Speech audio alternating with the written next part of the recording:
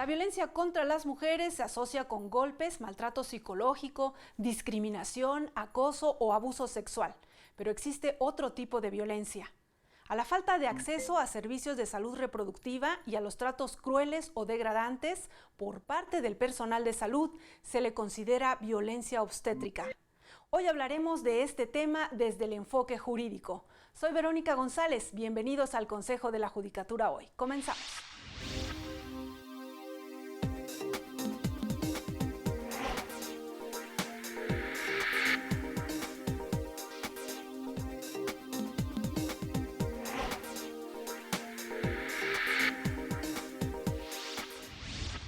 Y para hablar precisamente sobre este tema, hoy nos acompaña Adriana Campuzano Gallegos. Ella es la magistrada de circuito. Bienvenida. Gracias. También está con nosotros Rebeca Ramos Duarte. Ella es coordinadora en política pública del Grupo de Información en Reproducción Elegida AJIRE. Bienvenida. Muchas gracias. Bien, pues para hablar sobre este tema, que sin duda es de gran interés para el auditorio del Canal Judicial, me gustaría que empezáramos un poco a tratar de definir, cuando hablamos de violencia obstétrica, ¿a qué nos referimos? Sí, pues bueno, justo es un tipo de violencia institucional que se ejerce en contra de las mujeres con motivo de la atención en el embarazo, el parto y el posparto, pero tiene un énfasis especial en la atención del parto y cómo las mujeres pues son víctimas de malos tratos, algunas veces de violencia física, otras de violencia psicológica, con motivo de esta atención, y pues ello implica una violación a sus derechos humanos. ¿Qué tipo de actos son los que podemos visualizar, ¿no? Porque cuando hablamos de violencia, mencionaba yo al inicio del programa, la asociamos con los golpes, ¿no? Con la discriminación a las mujeres, pero en este caso son actos muy concretos, ¿no? Sí, Vero, la verdad es que esta violencia, que es la violencia que ejerce principalmente el personal de las instituciones de salud públicas y privadas, en esos momentos de las mujeres, que es el embarazo, como decía Rebeca, el parto y el posparto, no se ve, ¿no? Queda como oculta, invisibilizada, en razón de que durante el parto y durante el embarazo la mujer está sometida a una situación personal estresante. Y entonces el trato que le da el personal médico pasa a ser en cierto sentido de poca importancia, porque lo relevante pues es la salud del bebé, la salud de la mujer, ¿no? Pero resulta que deja una secuela importante e implica una violación a los derechos de las mujeres de todo género. La violencia obstétrica es un fenómeno que estudia no solamente el derecho y la medicina, sino otras ramas de la investigación, digamos, que la sociología o la antropología, y se traduce desde un trato poco respetuoso, un trato inhumano, que se le da a las mujeres en esos momentos, hasta una cosa más severa, como es, por ejemplo, la colocación de un dispositivo intrauterino sin su consentimiento o sin un consentimiento informado, las amenazas, las humillaciones, o lo que llaman que es la medicalización innecesaria. Quiere decir que te aplican procedimientos o te dan medicina que no es necesaria para acelerar, por ejemplo, el parto, ¿no? Hasta cosas mucho más graves como la esterilización forzada. Menciona la magistrada esta parte como no se toma en serio la situación, pasa como algo normalizado, ¿no? Como estas expresiones de ¿para qué te quejas?, ¿no? ¿No? O camine otro poquito. O regaños, o algunos comentarios que hacen referencia a la vida privada de las mujeres y que lo vinculan con que no está portándose bien o no está haciendo lo suficiente para que las cosas, para que el proceso del parto se lleve a cabo con los tiempos que el personal de salud tiene, y que además hay una complicación grave, por ejemplo, en el caso de las instituciones de salud pública, pues debido a la gran demanda de atención médica que se solicita en nuestro país, no hay los tiempos suficientes pues para que las mujeres puedan llevar este proceso a su ritmo, porque habrá mujeres que puedan hacerlo como más rápido, otras más lento, algunas son primogestantes, otras ya tienen un poquito más de experiencia, pero siempre pues se debe de tomar en consideración que esto es un proceso único y respetar esos tiempos, como ya la magistrada lo señalaba. En el caso de la medicalización que comentaba la magistrada Campuzano, por ejemplo, el índice de cesáreas en nuestro país es realmente enorme. O sea, por supuesto que es una intervención, qué bueno que existe esta intervención y en los casos en los que se debe de llevar a cabo ha salvado muchísimas vidas, pero se ha sobreutilizado y actualmente estamos por arriba del 30 al 40% en el uso de este procedimiento. Y es que ya ni siquiera les dan la opción, ¿no? Exacto. Eso aún antes de que lleguen al momento del parto, en la consulta, ¿no? Los médicos, los ginecólogos le dicen, no, ¿para qué te complicas? O sea, ya la cesárea programada y ya ni siquiera les dan la opción. Mira, como decía Rebeca, el porcentaje es arriba del 30, lo recomendable es entre el 15 y el 20, de manera que sí estamos muy por encima. Pero no solo es imputable al personal médico, también las mujeres, hay que decirlo, a veces colaboramos con que le tenemos miedo al parto como un proceso estresante y entonces preferimos tener todo planeado y programado a través de una cesárea, ¿no? Creo que se combina, es un tema cultural, pero es muy importante porque por un lado hay una visión médica, un concepto biomédico en donde parecería que los sentimientos, las emociones y la parte mental no tiene tanta importancia como la parte biológica. Entonces la atención médica se ocupa exclusivamente del cuerpo de las mujeres, no de sus sentimientos, no de sus apreciaciones, no de su dignidad como personas. Por otro lado, la maternidad está asociada a patrones de género, es decir, siempre hay una idea de que la mujer está para ciertas cosas y para otras cosas no. Entonces, si es su papel en la vida ser madre, entonces pues aguántate. Exacto, ¿no? Aguántate, cállate, no te quejes, no protestes, no quieras hacer algo distinto a lo que las instituciones tradicionalmente hacemos. Y además soporta los tratamientos, es decir, hay, por ejemplo, hay unas maniobras que se usan todavía en algunas partes del país, que te oprimen acá, que es la maniobra de Chris Teller, para sacar el producto o para bajar al producto cuando son innecesarias. Por ejemplo, entonces pueden producir incluso muerte del producto o pueden hacer una afectación a las mujeres, ¿no? Entonces, y hay otro tema que también creo que es más grave y Rebeca seguramente tiene más experiencia en eso, que es la idea de que los cuerpos de las mujeres, sobre todo de las mujeres pobres, de las mujeres de los grupos más vulnerables, las mujeres indígenas, constituyen un riesgo para la salud pública. Es decir, los ves como si no tuvieran la capacidad de decidir por sí, por ejemplo, el número de hijos. Entonces, para una política demográfica, el que las mujeres, por ti. por supuesto, Exactamente. no necesito oírte y no tengo que explicarte. Es estar violando muchísimos derechos. Muchísimos derechos y además se llevan a cabo procedimientos que no tienen reversa. Por ejemplo, las esterilizaciones forzadas en mujeres indígenas, por ejemplo, mujeres con discapacidad a quienes se le ha negado de manera cultural cualquier tipo de ejercicio de los derechos sexuales y de los derechos reproductivos. Entonces, esta importancia de reconocer a las mujeres, independientemente además de las condiciones y de las diferentes identidades que tengan como sujetas de derechos, a quienes tienen la capacidad de decidir qué es lo mejor para su vida en ese momento. En algunos casos puede ser tener X número de hijos, no tenerlos, tener algún tipo de dispositivo de anticoncepción, ya sea permanente o de largo plazo. En ese sentido, el personal de salud pues no tiene como todas estas herramientas y no da las condiciones en muchos casos para que las mujeres puedan decidir. O las tiene, pero no las comparte, no se las comunica. Yo creo que es un fenómeno que tiene muchas causas. Por ejemplo, el tema de la capacitación del personal médico, que es todo un tema, la infraestructura, ¿no? Por ejemplo, ¿de qué nos sirve tener una norma oficial mexicana que dice que el parto puede ser vertical, que puede ser el que más convenga para el proceso, si las instalaciones no están hechas para eso? Entonces, el tema es mucho más complicado que solo un comportamiento aislado de un médico, ¿no? Del personal. Vamos a hacer una pausa y regresamos con más comentarios sobre este tema, los derechos de las mujeres a tener una vida libre de violencia. Regresamos.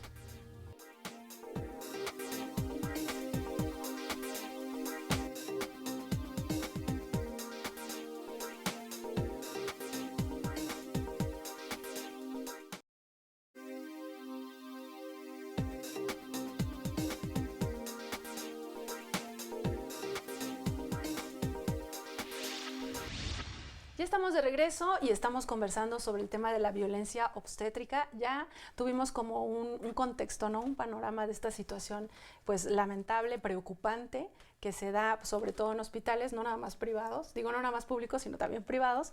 Ahora me gustaría que nos hablen un poco del marco normativo.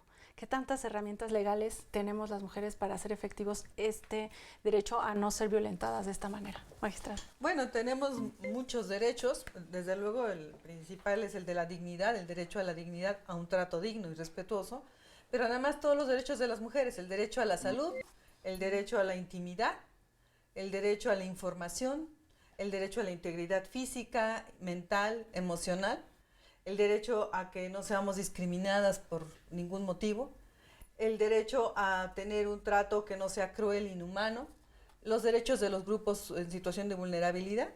Entonces, todos estos derechos que están reconocidos en la Constitución, en los tratados internacionales, por ejemplo, el Pacto Internacional de Derechos Económicos, Sociales y Culturales, establece la necesidad de dar una atención especial a las mujeres en situación de embarazo, por ejemplo, o de parto, ¿no? La CEDAW, la Convención Universal, también tiene una recomendación en temas de salud, la Convención Belén do Pará, por supuesto, y además las leyes secundarias, pues la Ley General de Salud, la Ley General de las Mujeres, de acceso a las mujeres de una vida libre de violencia, el reglamento de la Ley de Salud, las normas oficiales mexicanas. Esto es muy interesante, porque hace años se creó un modelo de atención para la mujer en situación de embarazo, de parto y de posparto, y para la persona del recién nacido, así se llama la norma oficial mexicana, es muy linda, y establece una serie de indicaciones, de lineamientos para un modelo que se ha llamado el modelo humanizado de parto, que es un modelo más respetuoso, que es más afín a las decisiones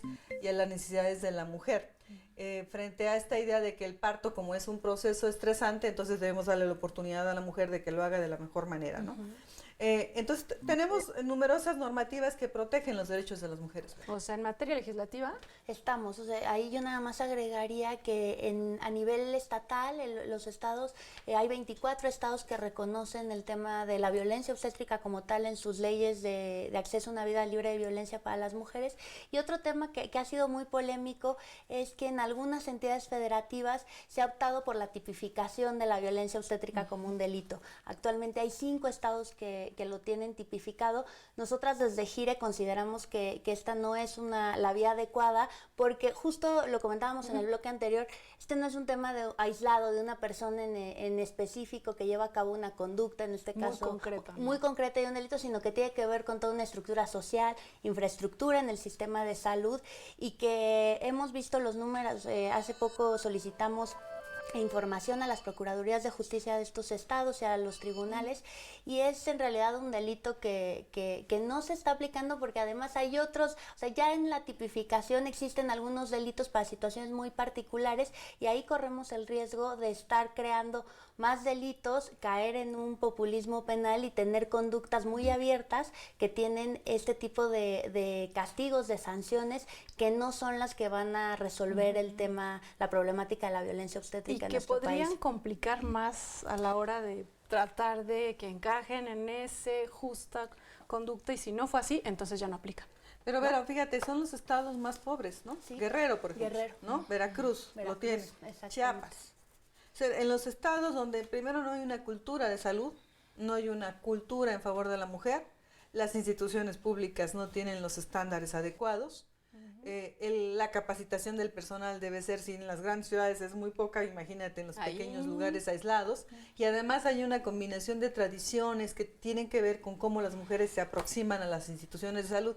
En esos estados crear un delito no hago una gran cosa, como dice Rebeca. Antes de continuar con nuestra charla, quiero invitarlas a ver una pieza que preparó mi compañera Magali Telles, precisamente sobre esto, violencia obstétrica. Vamos a verla y regresamos con más comentarios.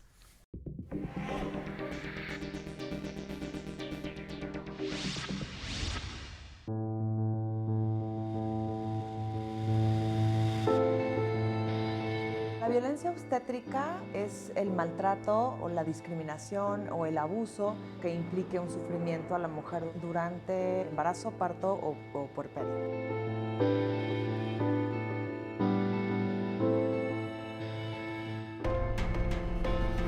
Hay mujeres que llegan pariendo literalmente al hospital y encima de ello no les atienden, menosprecian de algún modo lo que están diciendo.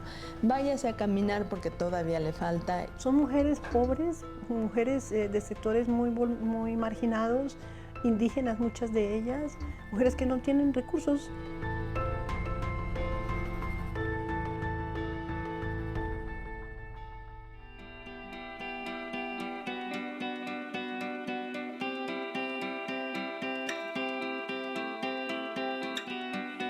tenemos que empezar a no solo preocuparnos, sino ocuparnos verdaderamente de estos temas.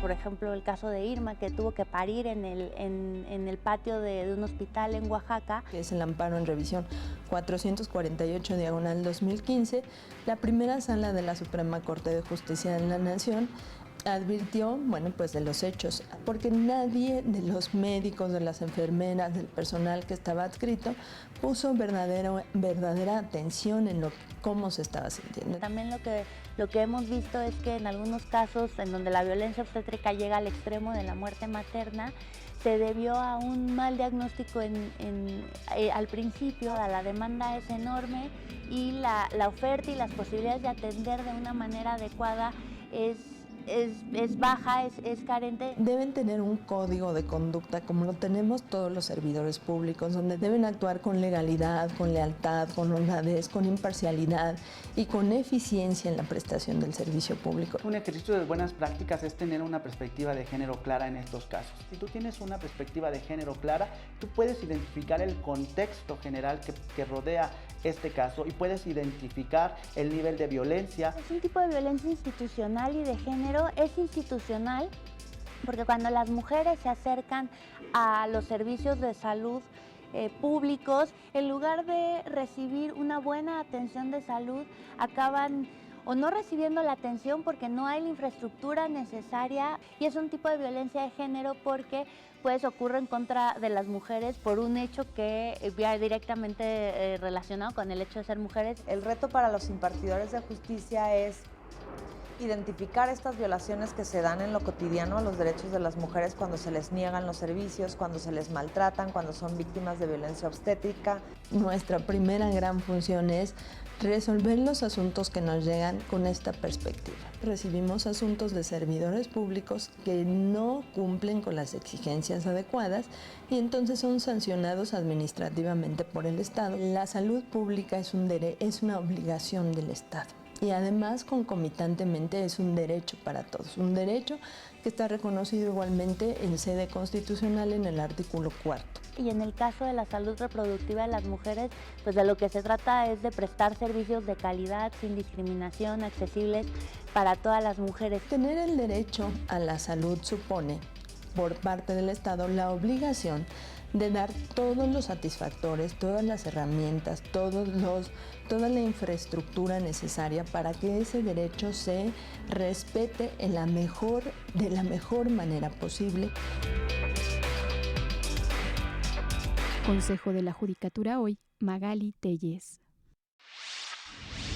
Bien, pues ahí veíamos en esta pieza el caso de Irma, que ustedes tuvieron el acompañamiento y que llegó a la Suprema Corte. Sí, fue un caso que además dio la vuelta al mundo en los medios de comunicación. En 2013 sucedió esta situación. Se tuvo también una recomendación por parte de la Comisión Nacional de los Derechos Humanos. Estamos en la etapa del cumplimiento de la recomendación y de la sentencia, justo con un acento muy en especial en las medidas de no repetición, ¿no? Como ya lo comentaba la magistrada, existen estados como Oaxaca, esto sucedió en Oaxaca, en donde la situación de pobreza y de acceso a los servicios de salud es realmente complicada, y vimos en ese caso cómo una mujer tuvo que parir a su hijo en el patio del hospital porque no tuvo el acceso a un servicio de calidad, y pues en este caso seguimos trabajando en eso justo para que no sigan ocurriendo estos hechos. ¿Qué pasa en el caso de las recomendaciones que ya existen en esta materia para que las autoridades actúen? ¿Ahí también haría falta reforzar o...? Bueno, las recomendaciones de las comisiones nacionales nacional y las locales de derechos humanos pues tienen un valor simbólico muy importante, pero no jurídico en la medida en que no hay mecanismos para hacerlas efectivas. Pero si te digo que tiene más de 20 recomendaciones la Comisión Nacional en este tema de violencia obstétrica, y no ha habido cambios importantes, es que no es un fenómeno que sea fácil de solucionar, ¿no? Pero además tenemos recomendaciones de organismos internacionales. La Organización Mundial de la Salud también tiene recomendaciones específicas que los estados deberían adoptar Están para atender. obligados, ¿no? Pero las cifras son escalofriantes, decía Rebeca, ¿no? ¿Cuántos casos similares a este? Dicen que hay registros al año, por ejemplo, de más de 100,000 violaciones y unos cuantos abortos, por ejemplo, ¿no? 60, 70, no sé, una cifra parecida. Dices, ¿qué pasa con todas aquellas niñas y mujeres que han sido violadas y que a lo mejor quedaban embarazadas y que no acudieron a los servicios de salud porque no sabían, porque no podían o porque lo intentaron y los servicios de salud no les dieron acceso a los servicios, en este caso, que establece la norma oficial mexicana? Es muy importante. Se reforma la norma oficial mexicana justamente para que todas las instituciones del país den atención en estos casos. Y a pesar de eso, ya nos a lo mejor tendré más ¿Qué información. experiencia tienen? Pero el Comité de Bioética entiendo que fue el que negó la intervención. Fíjate lo que ocurre con los comités de bioética. Los que eran los especialistas. Gran trabajo, ¿no? que hacer en estas circunstancias. De donde se esperaba el apoyo. Exacto, y además confundiendo las cosas, porque creo que en el caso específico de la causal violación, la situación es muy clara. Es una excluyente de responsabilidad en algunos estados, en otros una causal de no punibilidad. Está reconocida en la norma oficial mexicana, también en la Ley General de Víctimas. No hay mucho que discutir cuando en los comités de bioética pues son instrumentos muy importantes para resolver casos en donde sí hay controversias de este tipo y se están utilizando como una manera para obstaculizar derechos que las mujeres y que las niñas tienen a la hora de una interrupción de embarazo por causal violación, y que las recomendaciones internacionales, la legislación en el país lo tienen como una obligación. No hay mucho que preguntarse en ese sentido, y estos órganos podrían estarse ocupando de otras situaciones que son muy importantes a la hora de prestar servicios de salud y que tienen connotaciones bioéticas. Pero fíjate, además, que no es la primera vez que se ve estos asuntos. Tenemos el caso de Paulina Ramírez en el año 2000, entiendo que ocurrió, una niña que también había sufrido violencia sexual, según entiendo, y exactamente el mismo supuesto en Baja California, me parece, y el gobierno mexicano tuvo que llegar a un convenio para la reparación, porque esto llegó hasta la Corte Interamericana. Entonces, después de tantos años vuelve a pasar lo mismo. Quiere decir que no hemos hecho la tarea de difundir adecuadamente, ¿no? Estos derechos de las mujeres, ¿no? A y las las autoridades, sensibilizar a los que están dando ese trato, ¿no? Porque tenemos toda la legislación, ¿no? Quizás también que las mujeres conozcan esos derechos, ¿no? Sí, que sepan que no se les debe tratar así, que no se nos debe tratar así, ¿no? Y esta parte de, por supuesto que cada quien tiene la libertad de conciencia, es un derecho humano que está reconocido, pero es muy importante que las y los funcionarios públicos pues sepan que hay obligaciones que se tienen que cumplir, que están más allá de las convicciones personales, y que en el ámbito de lo privado podremos estar o no de acuerdo con el tema del aborto, con el tema de la eutanasia, pero hay ciertas obligaciones que tienen que ver con el ejercicio de los derechos humanos. Vamos a hacer una segunda pausa y regresamos con el tema de acceso a la justicia y también la reparación del daño, que es todo otro tema. Vamos a la pausa, regresamos.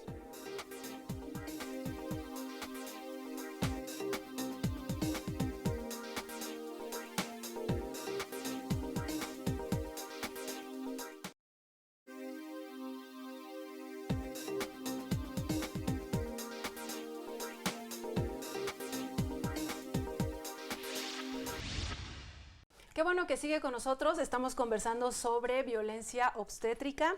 Ya vimos en un primer momento pues este escenario muy desalentador, muy preocupante. También ya hablamos sobre las normas, tenemos suficiente legislación, pero ¿qué ocurre cuando las mujeres se atreven a denunciar este hecho? O sea, se sienten violentadas en sus derechos y deciden presentar, por ejemplo, una queja. Es una queja administrativa, ¿verdad? Puede ser uno de los caminos, una queja administrativa. Primero hay que decir que las mujeres generalmente no denuncian, salvo que tengan consecuencias graves, ¿no? Normalmente asumen que es parte del proceso sufrir todo este conjunto de tratos inhumanos y crueles, ¿no?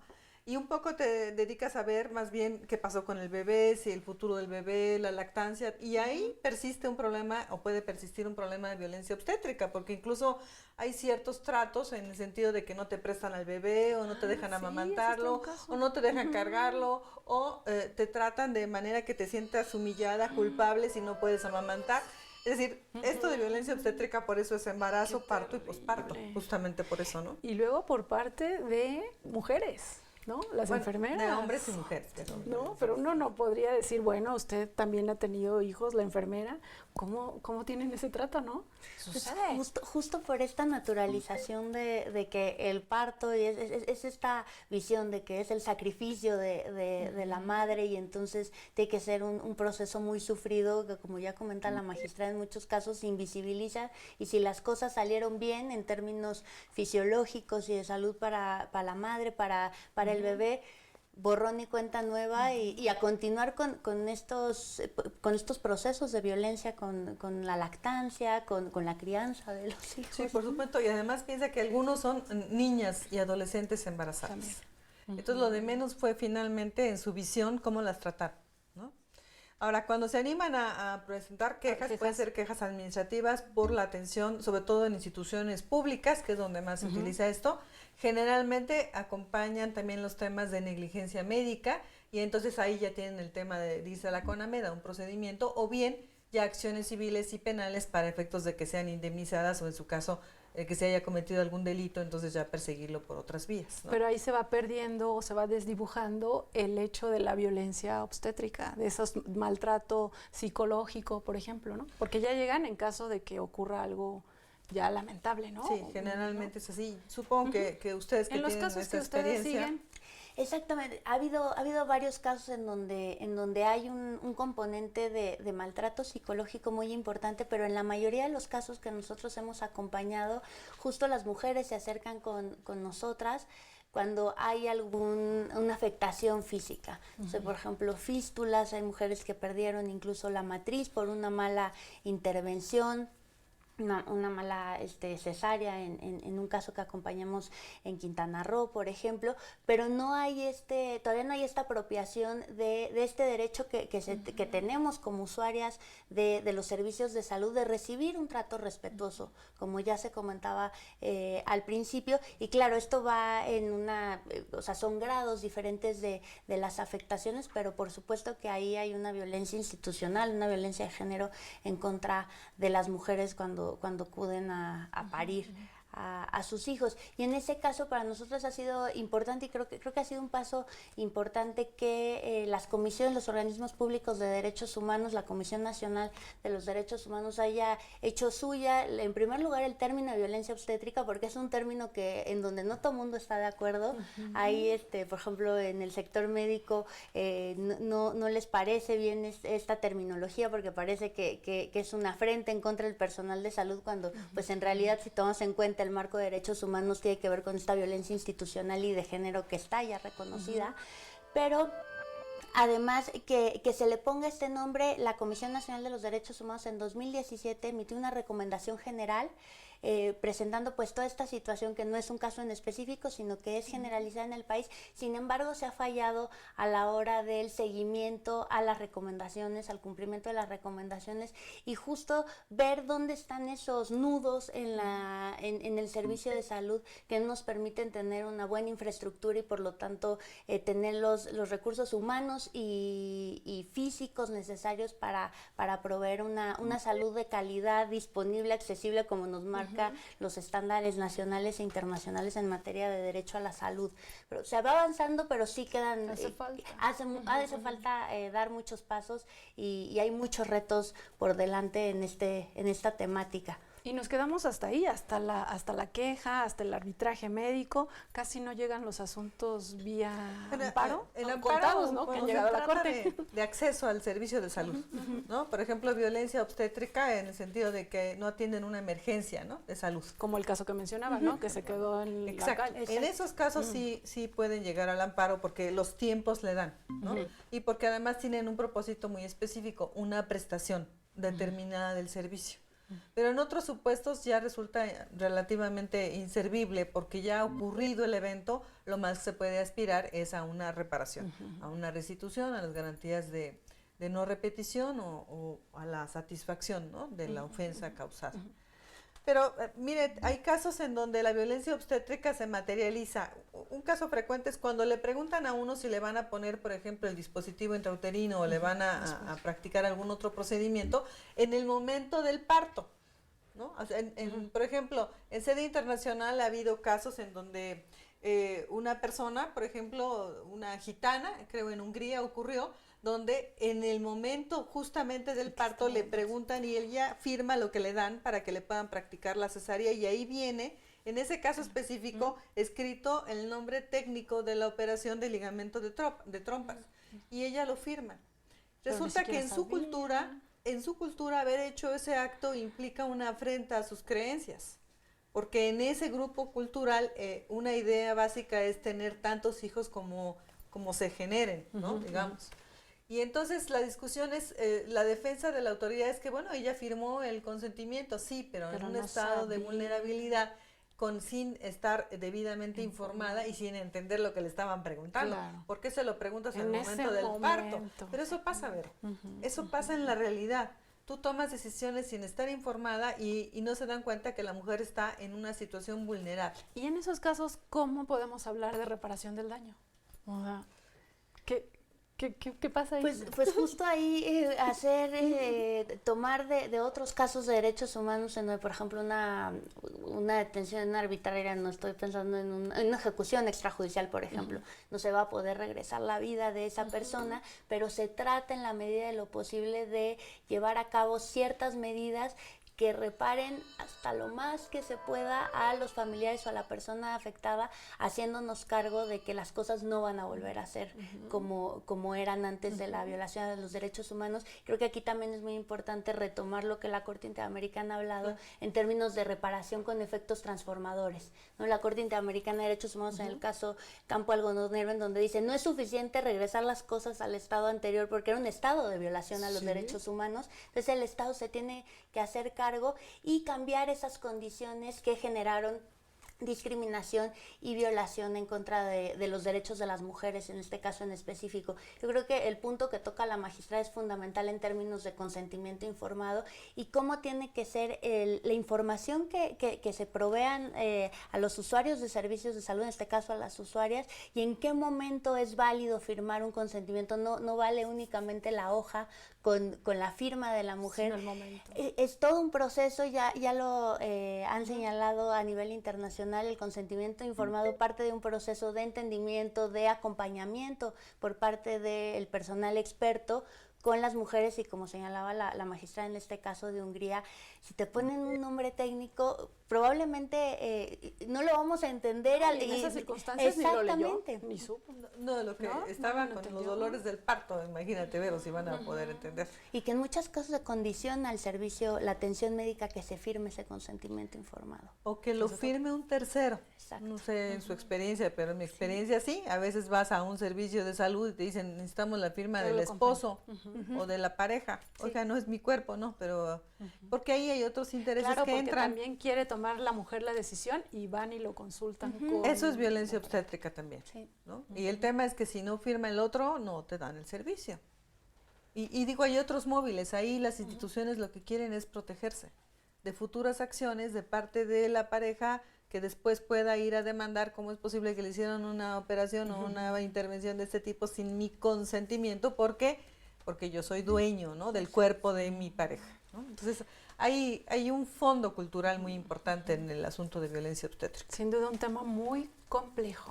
Se nos acaba el tiempo y quiero pedirles a cada una de ustedes una reflexión final sobre este tema. ¿Vamos bien? ¿Hacia dónde deberíamos ir? Es un tema complejo y tampoco no es una conclusión pues sencilla, pero me gustaría escuchar sus opiniones. Gracias. Bueno, yo creo que tenemos que trabajar en difusión, ¿no? Vamos caminando, yo convengo con Rebeca, lo dijo hace unos minutos, vamos obteniendo algunas ganancias, algunos beneficios en esto. Se va sensibilizando el personal médico y la sociedad en el sentido de que el derecho a la salud es un derecho humano. ¿no? Porque antes había una diferencia, bueno, vas a una institución pública, pues tiene sus propias reglas y más o menos lo que haya. Y en una privada, entonces tienes otro estándar de atención. Creo que hemos ido avanzando en el sentido de que tanto públicas como privadas están sujetas a una serie de estándares básicos que tienen que ver con el trato digno y el derecho a la salud en el más alto nivel posible según nuestros recursos públicos y privados, ¿no? Entonces creo que vamos caminando, hay que hacer más difusión, un poco difundir la Carta de los Derechos en materia de salud, que creo que se ha dejado en el olvido, y hacer mucha conciencia en las mujeres de que el embarazo, el parto y el puerperio son etapas complicadas donde ellas tienen que hacer mucha conciencia de sus derechos y ser capaz de pedir que le den la atención que merece como una mujer y como una persona. Bien. Muchas gracias, Vero. No, pues yo creo que coincido y ya lo adelantaba.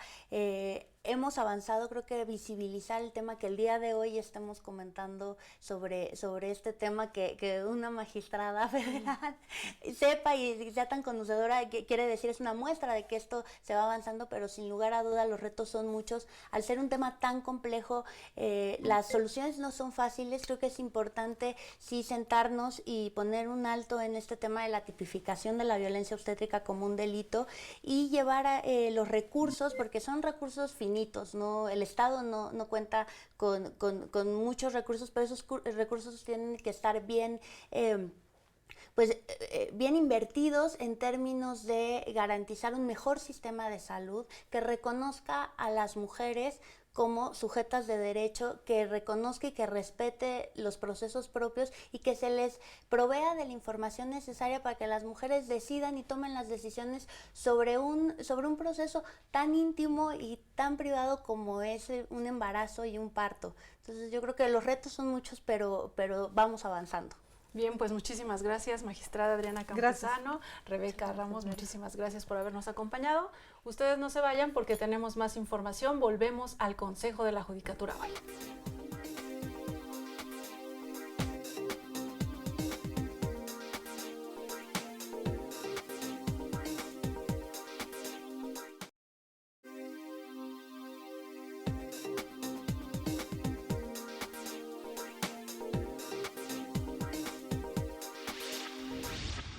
Se cumplieron 102 años desde la promulgación de la Constitución de 1917. Vamos a ver el comentario de un especialista sobre igualdad jurídica.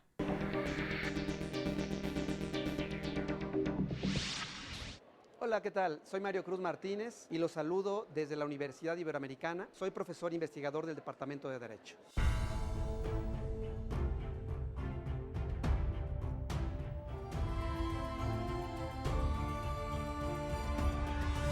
Uno de los temas que me parece más importantes de la época contemporánea es el tema de la igualdad jurídica y la forma en como todos los mexicanos y mexicanas la entendemos. Realmente la igualdad pues es uno de los grandes paradigmas que encontramos en toda nuestra historia y que desde hace ya varios siglos la igualdad es una de las grandes aspiraciones que han tenido los pueblos, porque ustedes saben que una de las características de los pueblos ha sido justamente la desigualdad.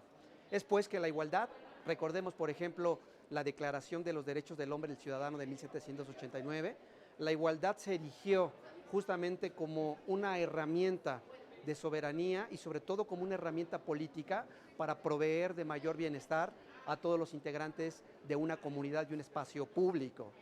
En nuestro país la igualdad realmente ha sido una de las figuras que me parece ejemplifican de la mejor manera los espacios jurídicos en México. La igualdad que hoy día encontramos en el artículo 4 constitucional es una institución que, reitero, es una figura nueva que fue insertada en nuestra Constitución mexicana en diciembre de 1974, la igualdad entre el hombre y la mujer, reitero, 1974, y posteriormente la igualdad ha tenido una historia muy particular en nuestro país. Les digo a ustedes interesados en el ámbito de los derechos que una primera forma de advertir la igualdad fue esa igualdad, digamos, formal, en donde lo que se buscaba era cumplir con este apotegma filosófico de darle a cada quien lo que le corresponde. En los últimos años, ¿qué ha pasado en materia de igualdad jurídica, en materia de igualdad política? Que hoy día yo creo que la igualdad más bien tiene una referencia, como decía Luigi Ferrajoli, la igualdad hay que verla desde la óptica de la diferencia.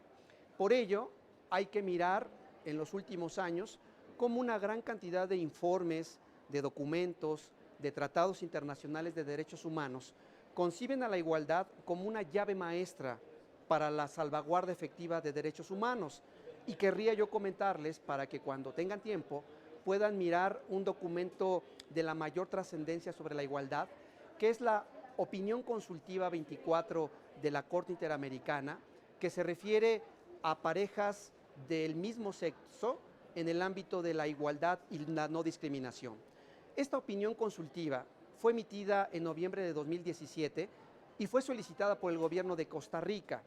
Precisamente, la opinión consultiva nos va a dar muchas luces sobre cómo hay que entender la igualdad como principio jurídico, como principio político, en el disfrute efectivo de derechos humanos a personas a parejas del mismo sexo cuando enfrentan violaciones a sus derechos humanos.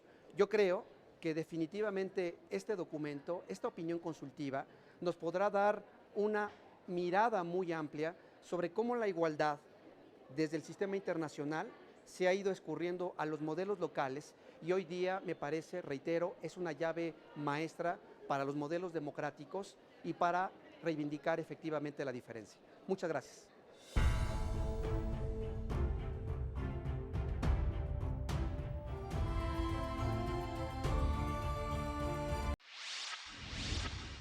En este espacio le hemos presentado la reseña de libros escritos por magistrados y jueces federales que son referente para los estudiosos del derecho. La obra de hoy se refiere a la ejecución de penas. Veamos.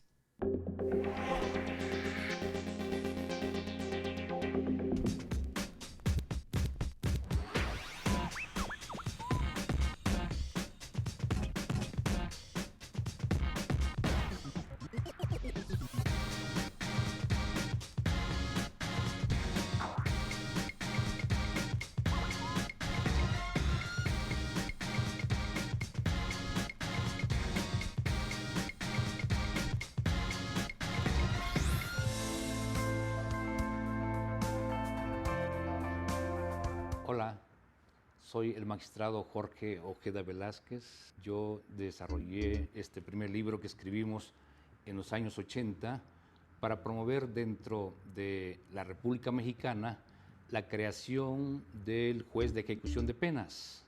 Traje esta idea de que en mi país la ejecución de las penas estaba en un primer momento a manos del Ejecutivo Penal. Por eso esta materia se llamaba en el INACIPE Derecho Ejecutivo Penal.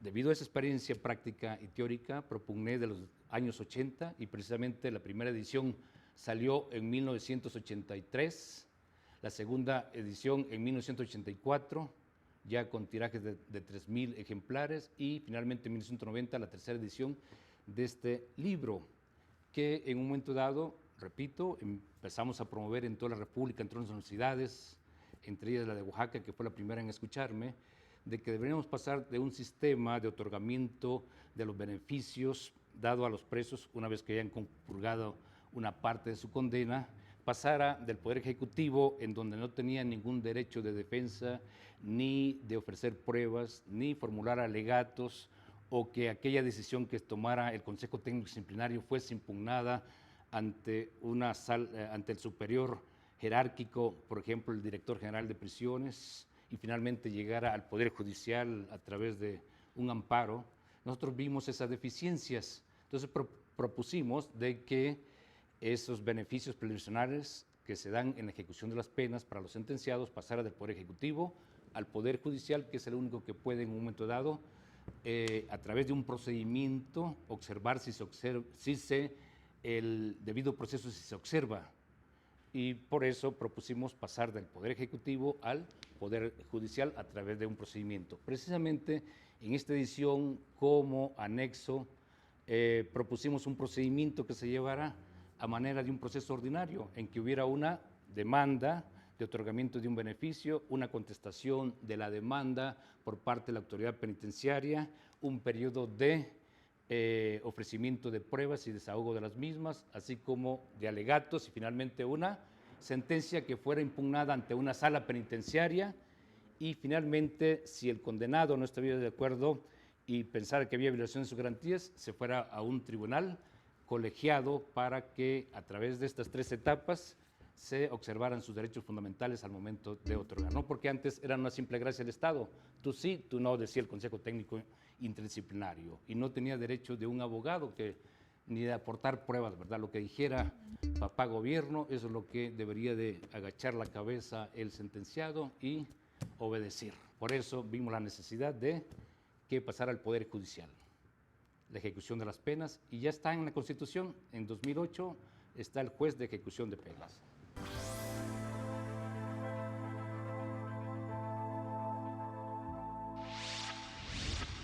Enseguida veremos el comentario de Hugo Villa, director de la Filmoteca de la UNAM, sobre la cinta La Cuarta Compañía.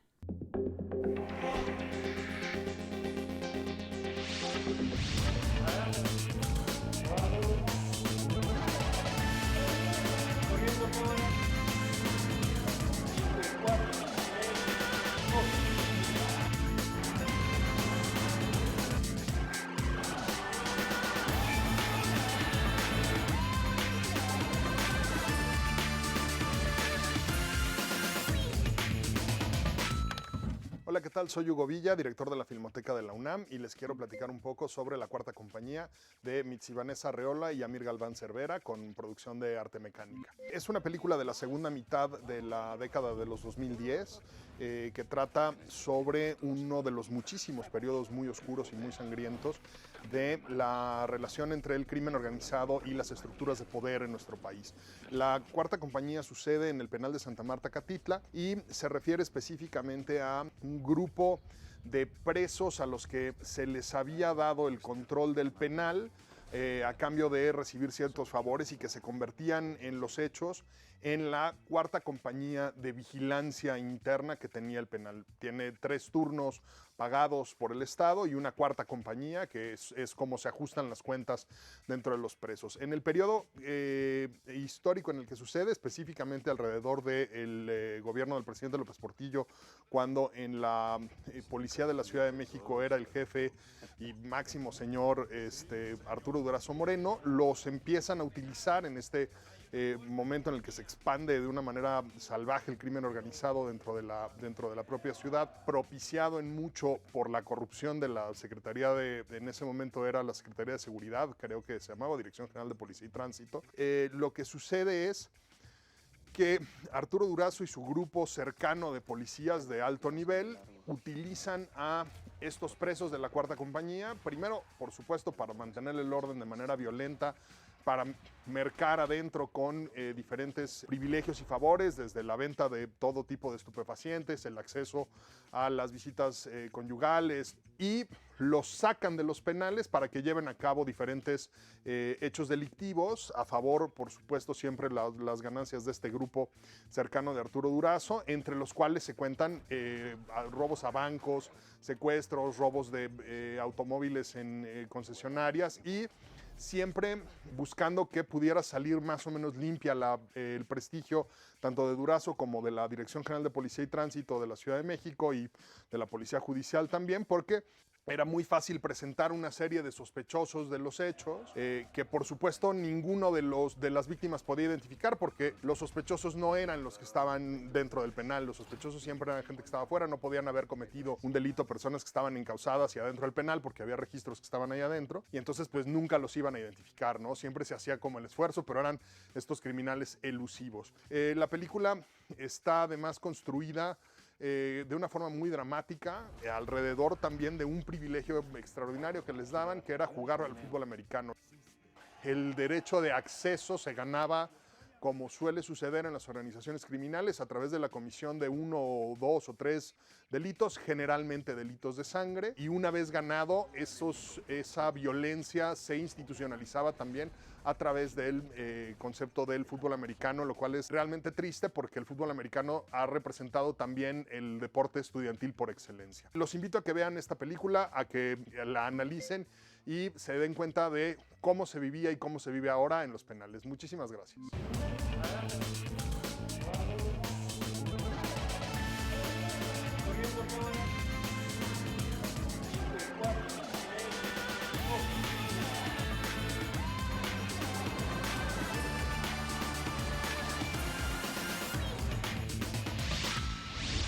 Así llegamos al final del programa de hoy. A nombre del equipo de producción le agradezco su atención y le recuerdo que tenemos una cita la próxima semana, así que no lo olvides. Soy Verónica González, quédese en la señal del Canal Judicial.